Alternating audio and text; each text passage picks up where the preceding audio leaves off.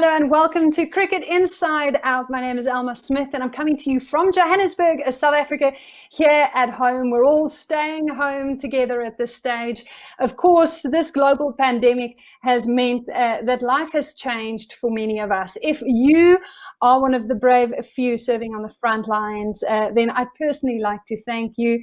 If you are staying home together, make sure you stay positive and test negative. Luckily, for all of us who love cricket, there is still a lot to talk about, to debate, and just to round up on, because the internet is absolutely abuzz. And we're sad that cricket isn't being played at the moment, but we have so much fun and analysis coming your way, introducing the voice of cricket joining us on episode 1, well, the voice of cricket in India, Harsha. Bhogle, welcome to Cricket Inside Out. Thank you, Elma. I'm glad you made that little correction there. I would have been drowned in self-importance otherwise. And then we've got a strong South African flavour on episode 1, since one of the greats of South African cricket, Shaun Pollock, has made a time in his very busy schedule. He's turned into quite a social media maven. Welcome, Shaun. Yeah, I'm not so sure about that, but thanks, Elma. Thanks to have me on the show. It's nice to come and talk some cricket. So speaking of social media mavens, wow, people have been busy. People that you were not used to seeing on Instagram even, like Shaun Pollock himself. Shaun, you and Matthew Cross, the Scottish wicketkeeper batsman, have had a thing going with all of your trick shot videos. Is this trick shot business a recent passion? No, not really. It was actually my brother-in-law, who lives in Australia, sent me a link saying, have a look at this. Come on, I'm sure you could do one. So I thought, well, I'll try it. And then once you do it, you've got to video it, don't you? Because you've got to prove that you've done it and send it to the brother-in-law. And then once I had the footage of it, I thought, well, let me put it on social media. But I had to credit Matt because he was the one who started it. But by crediting him, I think it created a bit of a competition between him, and he went for one better and sent me a challenge. And it took me a while to get that challenge right. But once I had, if you notice on my little comment, it's over and out because I'd had enough. It's not easy to get that ping pong ball to. Yeah, I'm done. I'm happy to be done. And it was fun while it lasted. Who is your camera person? How long did she take? How big did she have to be? No, you just put it up against the bar stool and you just leave it in position, and then you record. And if you don't get it right in that few takes, then you delete and keep going. But trust me, it takes a lot of takes to get those bats. You know, the funny thing is cricket bats aren't straight, are they? You know, you would think they're straight, but they've got a bit of a curve to them. So if you just miss the different sides, oh no, it was challenging. So over and out was definitely where I was at when I put that last post out. Now, David Warner has got plenty of inspiration for you, Shaun, since you've got some girls at home with you as well. He has embraced TikTok, and he's got all kinds of, I mean, it's swimming, and there's really strange arm movements there. Yeah, I had a look at it, and I think his daughter is still quite young, so he can outdo her. I have got daughters 16, 13, can't win that one, can only embarrass myself, so I stay away from TikTok and dance moves. Harsha, I love the skill that I saw from Carlos Brathwaite. Hashtag remember the name. He got in on that hashtag Zlatan versus Pogba football trick stuff. But there was some serious skill there, wasn't it? I mean, I thought, being Carlos Brathwaite, at some point he'll just turn and hit it over mid-wicket. So I thought he actually did a very good job of holding on to it, but some serious skill there. I'm sure Ben Stokes saw that and said, why weren't you more like that when I was bowling to you? So let's head down under in terms of social media. Ashley Gardner there sharing some of her handiwork. She's been getting very creative. Some indigenous art. She made one of them for Moses Henriques. He spoke about his experiences with depression quite openly, which has been commendable to see. Leah Tahuhu, the White Ferns player, spending some time at home with Amy and their newborn in Christchurch. Jimmy Neesham's just being Jimmy Neesham, classic. I would like to say to Jimmy, if he's watching, we'll make a 30-second version of this if the full show is going to require too much of your focus. We're all just kind of shrinking our attention span. The shorter the videos get, the less we can watch long ones. And Max Waller, I have to say, has impressed me immensely with his dedication to tea time. This is taking it to a whole new level out there in Somerset. Mismatched socks, though. I would like him to pay more attention to packing away the washing, the dishes, and then also maybe let's just match our socks. I'm not saying wear shoes. But there's no rush in lockdown, is there, to make a cup of tea? So I don't know why he's rushing the process. Take as long as possible. Harsha? I just think you should give him some tea leaves, and let's see if we can just toss the tea leaves over and have all of them popping into the cup and then into the kettle and make tea the old-fashioned way. It almost seems too simple the way he's tossing those across. Doesn't it remind you of, I don't know if you guys ever played with hacky sacks, or that's just something our generation did at school. Those little bags that everyone kicked around and bopped on their heads. It looks like he spent a lot of time doing that, but I might now also just be totally giving away my age. Okay, next up on the show, no matter where you are, there's one thing we all need right now. Perhaps even more so in 2020 than in any other year in our respective lifetimes, and that's hope. We could all do with some hope, and we're taking a Hall of Fame moment to just look at the immense standards that have been set in cricket. Now, today, it's someone who's inspired millions. His name is nearly synonymous with the sport of cricket, and it's great timing that this is the first day that we're dropping an episode of Cricket Inside Out, because it happens to also be his birthday. A very happy birthday to the little master, Sachin Tendulkar. He is our Hall of Fame person that we are honoring today. And what an absolutely phenomenal career. It goes without saying, guys. I mean, most international runs, 34,357. Most international hundreds, around 100 of those. And I mean, the list of stats just keep going. Shaun, let's talk about your favorite Sachin Tendulkar moments. Sure. I don't know. I think there's been plenty. I mean, he played some wonderful innings against us over the years. I think the first time I ever played against him in a test match was a real eye-opener. We at the one Kitty Stadium, and when he got out, by the time he had hit it off the ground, most of the people were funneling out of the turnstiles and leaving the ground. So that just showed you what a massive individual he is in that country. I think when you go and spend some time in India in the IPL and play for the Mumbai Indians and coach and deal with him on a day-to-day basis, you also realize the challenge that he faces on that daily basis, and the attention he gets, the stature he holds, and the way he has to conduct himself has just been remarkable. So, yeah, I think he's obviously a genius of the game, and all his performances, no matter when they've come in whichever format, have to be appreciated. The one thing I think he will be happy about is that because of this isolation, when he was at the Mumbai Indians, he kept getting that cake smashed in his face every time they have a birthday. It's just a tradition that they do in India there. I'm not too sure about it, but he'll be able to avoid that this year round. So, Harsha, I think what's great about having you on the show today, particularly for this, is the fact that you have seen his career up close from when it started until he became the Sachin that we all know and love, and have obviously also crossed paths with him often in his retirement. What is it? What is his secret? What is the thing that just made him so exceptional? Well, for a start, I'm struggling to come to terms with the fact that the little fellow that I saw is 47 years old. So happy 47th. It also reveals a little thing about how old we're all getting. But I did my first interview with him when he was 14, and his coach was very angry with us because they thought we were distracting him, that he's not yet ready. That year, he got picked for Mumbai at 14, and they had him running the drinks. Just go run with the water up and down. He wasn't playing. To me, the most amazing stat was made his debut at 15. At the end of that year, when he's just about to turn 16, not yet, India are going to the West Indies. Now, West Indies that time, Ambrose, Walsh, Marshall, Patrick Patterson, and Ian Bishop. 5 quick bowlers, and he expressed disappointment that he wasn't picked. The best thing about him was his first 3 or 4 hundreds all came away. And as a young kid, he played one of his first 18, 20 test matches at home, I think so. He didn't have that easy baptism, but he scored 100 at Perth when he was not yet 18 years old.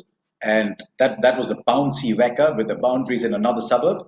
And the way he was batting up there, rising tall, playing the bouncing ball, just told all of us, if we didn't already know, this kid was going to be special. But then he's gone and built all these monuments. I mean, you look at some of the players around, they've been great players, but their houses seem a little cottagey compared to the skyscrapers that he's built. Yeah, it's been so good to see that he's made great contributions as well to relief efforts, and as we all fight the effects that the COVID-19 is having in our respective countries. We ran a poll on Twitter asking you to decide his best innings. This is what our fans on Twitter had to say. Make sure that you follow at ICC.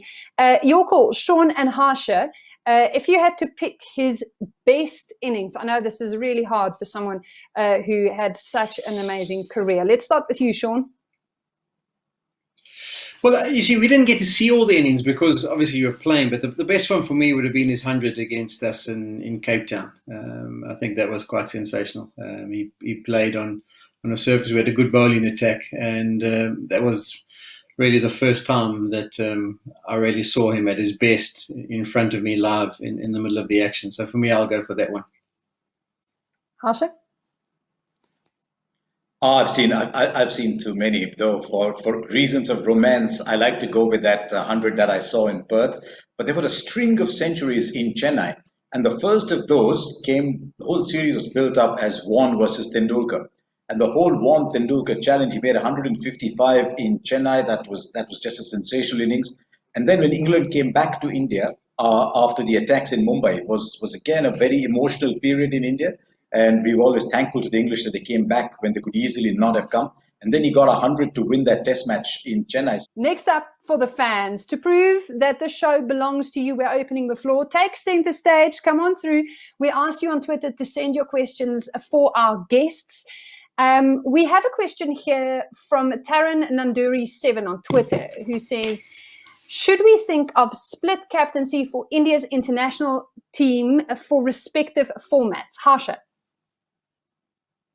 I'm not a big fan. I don't mind what happens in England, where they've got Joe Root and Owen Morgan, but Morgan's not a contender for a test spot. The last thing you want is this dynamic captain in one form who's suddenly insecure about his place in the test side. And then a week later, he's the captain, and the captain who's dropped him is now looking and saying, am I going to get a game? So I'm not a big fan of those unless one of the captains is only playing one form of the game, because you tend to look up at one captain. In India, if you're talking Virat and Rohit, you've got to look at Virat. Virat was born to be captain. Virat was born to look around and say, I own this place. And I don't know what it will mean if we have Virat and Rohit as captains separately. I think Rohit's been a fantastic captain for Mumbai Indians. He's impressed when he's been captain of the limited overs team for a while. But I think in the overall good health, I think that's a better format, just the one captain's work. Shaun, there's a very special question here from Mansoor Danish on Twitter. He says, on debut in county cricket, when you took 5 wickets in your first 3 overs, including 4 and 4, where does that performance rate in the broader scheme of your career? This was what? Warwickshire, late 90s? 1996. Yeah, it was actually huge for me. I just burst onto the international scene, and you go to Warwickshire and you're the pro. In those days, there was one pro for the season. You didn't have 2 or 3 or 4 of them. Brian Lara had been not so long before me, and they'd won, I think, the treble. Alan Donald was so established at Warwickshire, and I think at that stage I was about 23, 24. And I went there and I was the main pro. So the first thinking, gosh, I need to try and fulfill the hope that they've shown in signing me. And that was so important for me. It just calmed me down. It got me recognised at the county. Everyone was happy about me being there. And the funny thing is that so many people got to see it. I mean, Harsha might even be able to add here, but I think it was one of the first county games that was ever shown on Indian TV. and subcontinent TV, and so many people saw it. And you don't even know that people are watching. To be totally honest, it was televised, obviously, on Sky.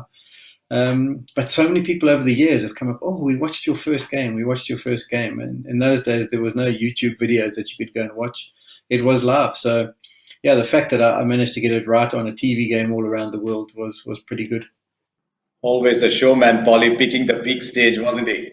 Always the showman, picking the big stage. And one last quick question. My question is to Harsha Bhogle. Sir, who is your favorite captain of all time? This is from Tanmoy Virat Chakraborty on Facebook. Look, if you understand India, you know which part of India that question is coming from. Chakraborty is Bengali. If I do not say Ganguly, I'm in very deep trouble. So I'm going to say Ganguly. But actually, to be honest, in India have been very blessed with captains in the last 20 years. Coming out of that whole match fixing phase, when you wanted a dynamic, in your face captain, you had a Ganguly. Not much talked about. Rahul Dravid's record for 2 years as captain was excellent. Then you had, during that terrible Sydney Test match, we had Anil Kumble's strong presence there. Then Dhoni, now Kohli. We've actually been lucky, but I think in many ways, like the Aussies talk about Alan Border as someone who changed their cricket, I think we talk about Sourav Ganguly. Sourav Ganguly. Next up, stats. Something we're all passionate about, particularly in cricket, because there is so much of it. And sometimes some people say that you're angling it, depending on what point you're trying to make. One stat that you cannot get away from is the fact that Neil Wagner, the left-arm seamer for the Black Caps, who ranks number 2 test bowler in the world, bowls twice as many bounces as the number 3 bowler on the list. 1,068. This is someone who absolutely relies on this. And what makes his stats crazy is the fact that he manages to do it for such a long time, these incredibly long spells. He's taken over 200 wickets in under 50 tests and has bounced out the best in the business. Why does he bowl so many of these bounces? Shaun Pollock, what is going on with the stat? Well, I think it's been innovative, to say the least. I think he's come up with a game plan that suits him, and he's been able to execute. It's the perfect foil to the rest of the bowling lineup. They've got their ability to shape it. But when he comes on, the game plan is simple. The captain sets a field according to that length of delivery. And unfortunately for the batsmen, is they don't actually come across this kind of bowling all that often. So when they do face it, they think themselves, well, what are the options? Surely I can take it on, or surely I can just do this or that. And until you're out there and having to face the cauldron of the actual competition and the deliveries that he's bowling, you can't really work out your plan. And that's why I think he's been brilliant. In the last year, we were voting for the Test Team of the Year. His stats were second to none. So, he really is a guy who's found a little niche. He's stuck to his game plan, and it's worked out so effectively for him and the Black Caps. So a lot of credit needs to go to whoever was involved in the game plan, but then also to him for being able to execute it as well as he has. Harsha, come on, Polly, Elma. Just a quick one. I know you will not mention it. He's just a South African. He's going to come in and bang the ball short. That's what South African fast bowlers do. They come in and bang the ball short. So what if he's wearing New Zealand colours? Not true, Harsha. Not true. He's got more to his game than just banging it in short. He's class. But he's got a bit of growing up in South Africa that maybe did get him to think along those lines. What's interesting is that this really nicely complements working with Trent Boult and Tim Southee in New Zealand. Considering that the conditions with the slower surfaces there, traditionally you wouldn't expect guys to rely on that tactic. Is that accurate, Harsha? Look, they're blessed to have someone like Wagner coming on the back of Southee and Boult. And Boult is swinging it in, Southee is swinging it away, you're assuming right-hand batsman. And then all of a sudden you think, you know what, I've got this swing covered. And there comes this fellow coming and banging it in short and hustling you along. I don't think he's as quick as another South African left-arm quick that I saw very early in my watching career, and that was Brett Schulz, who would also come in and bang the ball short. I think he was a little quicker, if anything. But I think New Zealand are absolutely blessed to have such variety with their bowling. And as Polly says, there's a lot more to him than just come and bang it short. He's not a one-dimensional bowler. You don't get as many wickets like that. So I think New Zealand are blessed. They made a very good import. I think also his physique is important. He's not the tallest, so when he does bang it in, it often comes around the perfect height. If you maybe were a bit taller, he might get it wrong every once in a while and send it over the batsman's head, but he's very consistent in being able to hit that length. Mm-hmm. Can he keep it up? Can he keep being this accurate and this consistent over such long spells? I think he can, and I think the big thing for him is he just plays Test cricket, and I think that's a real plus for him because he goes away, comes back fresh, he can do those long spells, do the job that he's required, and then he goes and has a nice rest. If he had to play the T20 and the one days and everything for New Zealand, I don't think he'd be able to sustain it. But the fact that he gets a good break in between means he'll probably be able to do it for another few years ahead. Now, speaking of South Africans and topics hotly debated in South Africa, in the debate today, we're asking the away team, should they be allowed to choose whether to bat or bowl rather than tossing a coin? This is something that was discussed quite heavily because Faf du Plessis lost a few tosses in a row. And I know in South Africa, this has received a lot of airtime. But it's something that keeps coming up every year or two. There's someone who says they're in favor of not having the toss at the start of match anymore. What do you guys think on this topic? Harsha, maybe let's start with you. I can see why this topic's coming up, because if you look at the numbers, if you're a visiting team that loses the toss on an away tour, you've got virtually no chance of winning a test match. That's what the numbers are telling you. If you're playing a home test, you win the toss, you've got a very, very good chance, statistically ridiculous chance of winning a game. So I can see why people are saying that you do away with the toss. But my thinking is very simple. Why do you want the opposition to have the choice? There could be two reasons. One is these numbers. The other is you fear that the home side is doctoring those wickets to suit themselves. And if the home side's doing that for a particular reason, don't forget there's a 1 in 2 chance that they'll become a victim of their own planning. And we've seen that in recent times. We saw that a couple of times in India too, when we prepared an absolute snake pit in Mumbai. Kevin Peterson got 180, India lost. There was another terrible turner in Pune. Steve O'Keefe got 12 wickets and India lost. We went to Johannesburg. I think India played a test match in Johannesburg, South Africa 2-0 up. It was a real green, almost dangerous track, and India won that test match. So sometimes it can come against you if you actually doctor pitches to suit yourself. So if people are not doctoring pitches, then it doesn't matter. And sometimes I think that we want to tinker too much with test match cricket. If something's worked for 100 plus years, it's all right. I'm not sure it worked very well in 4-day cricket. These are the kind of things you want to trial first in 4-day cricket. So I'm not a huge fan of that, because I don't see enough compelling reason to do away with the toss. If it causes the groundsman to prepare better pitches, then I'm all for it, because Test cricket is all about the surfaces you prepare. Shaun? Yeah, I'll agree with Harsha. I think the reason why it had got some feet and started to be talked about is the fact of the pitches, and that's exactly Harsha's point, and that there was a huge advantage for the team, who got to decide first. But I'm a big believer that the toss isn't only affected by the conditions, because you can have a surface in England that's absolutely flat. There's nothing wrong with the preparation of it. Everything is good, and everything is going to go according to plan, and the real advantage to bat first might be out there. But then you rock up at the ground and it's overcast conditions.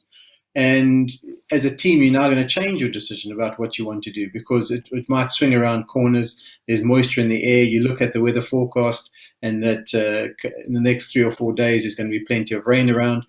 So I think the toss, there's more to the toss than just the surface. I agree that because of the surfaces that have been produced, where they spin from day one, or they're green and don't give the team much of a chance, that's the reason why people want to introduce it. But I think there's more to it than the surfaces. I think it's the overcast conditions, the weather forecast for the next 5 days.